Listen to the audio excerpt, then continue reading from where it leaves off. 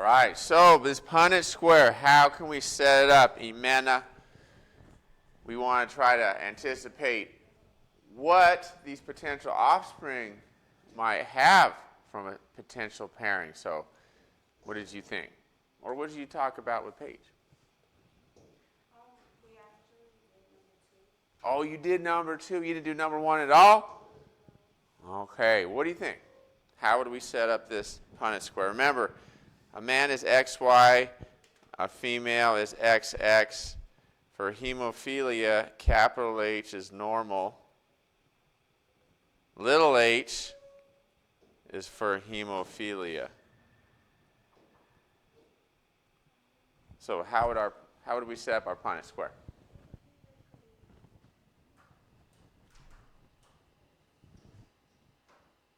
Given some wait time. Let process, let the thoughts trickle. You want some help, Imena? Okay. Let's see. Frank, what do you think? How could we set up our Punnett square?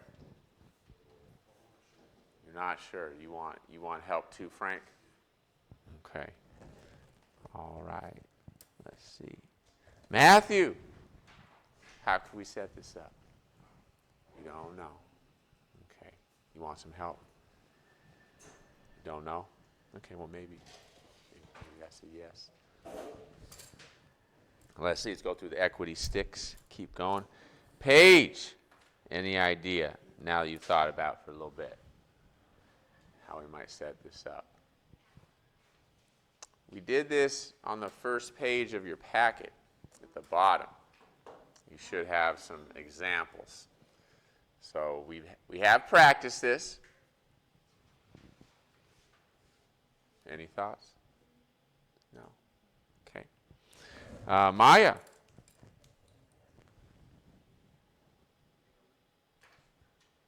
So what do you see on the bottom? What is typically placed at the top of these boxes? Okay, we have an X, and we have a Y next to it, or another X. I'm sorry, a Y next to it, yeah, or an X. We have a Y. Okay, let me give me some more space here. Okay, X, Y, and then what do we have on the left side? Well, we have 2 X's. Now let's talk about the H's. The guy, he has hemophilia. So what kind of an H will he have on his X? Capital or little? Little. Okay, so that's what it looks like when you have hemophilia. Okay. And what about Anthony? What about the X's? Okay. Well, I need you to put your phone away, Sario. You're losing a lot of points if you. I mean, you got to start taking responsibility for your life, right? Just letting you know. If you're on your phone like that, buried in it, you just lose a lot of points because you're not acting like a scientist or a professional. So CTE and NGSS, I'm required to give you an evaluation for that.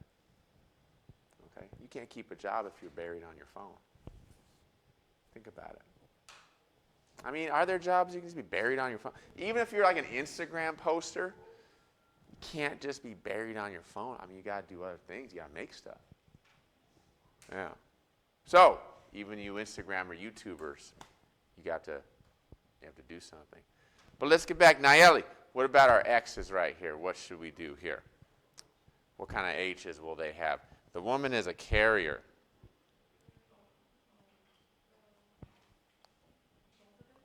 Yeah, so they'll each have H's. We need to know what kind of H's.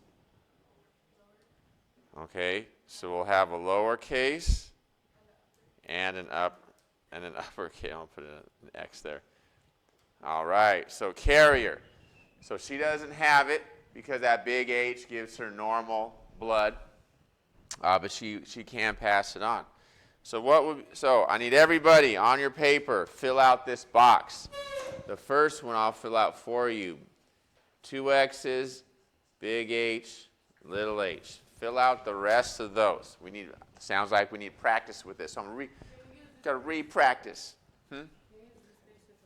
Yeah, well, as long as you should, in that space, have a little comment about what you talked about with your group. So make sure you have that. But otherwise, then yes. Use that space.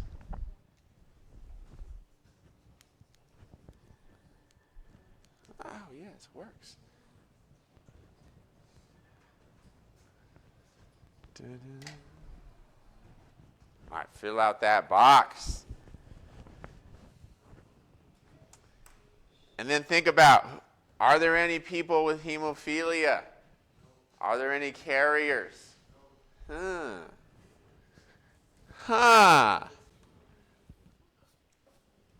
right, so this one over here, X, Y with a big H. Little h, X, little h.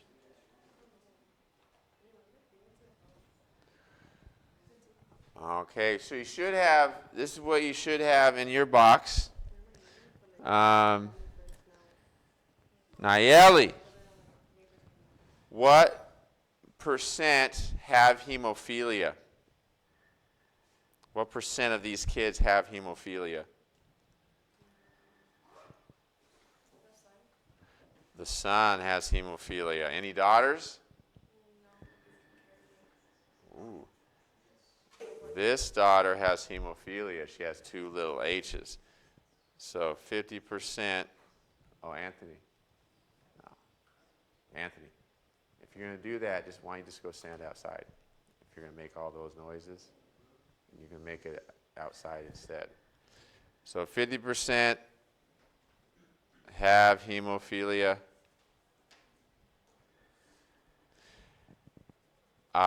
What percent will be carriers?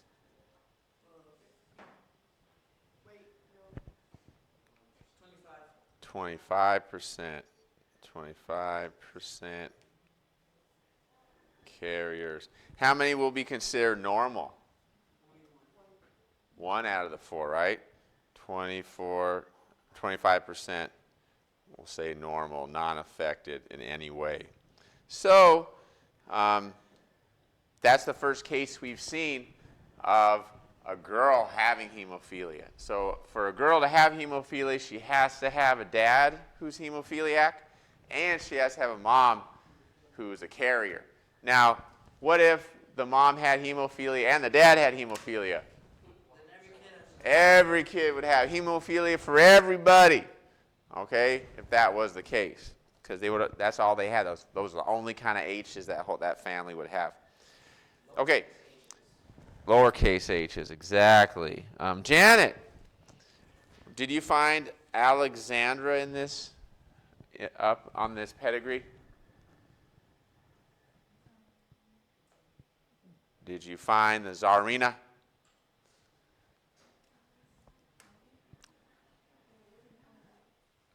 No? You didn't? Did anybody find the Tsarina? You found it, Nayeli? Okay. Nayeli, can you please circle the Tsarina? Where is the Tsarina? All right. This is Alexandra. Now, that little, Anthony, I need you to go outside with that. That's all that noise. I need you to go sit outside with that. Okay. Okay. Sariel, are you making that noise? Okay. Yeah, maybe just cool off and that little jelly bean, that's the mitochondrial DNA. So where did Alexandra get hers from? Who gave it to her? Trace back in that pedigree. Looks like Alice gave it to her. So write down Alice. Can you write that down, Nayeli? Right here. Where did she get it from? Alice. But Alice had to get it. She didn't make it herself. She had to get it from somewhere. Where did she get it from? Her mom. Who's her mom? Queen Victoria. This is the Queen Victoria, Sariel. The most famous queen of them all, I would say. Huge, hugely famous. Number one queen probably in all of England's time. Okay? So, and she had this gene. And remember, the royal families, what did they do when it came time to marrying people? Who would they marry? Yeah, the other kings and queens, and they kind of all became the same big family, and they're kind of like distant family members, and they're marrying each other, having kids. So they were passing around some genes that most families wouldn't have it concentrated, but they did. Look at all that. There's a lot in there. Okay.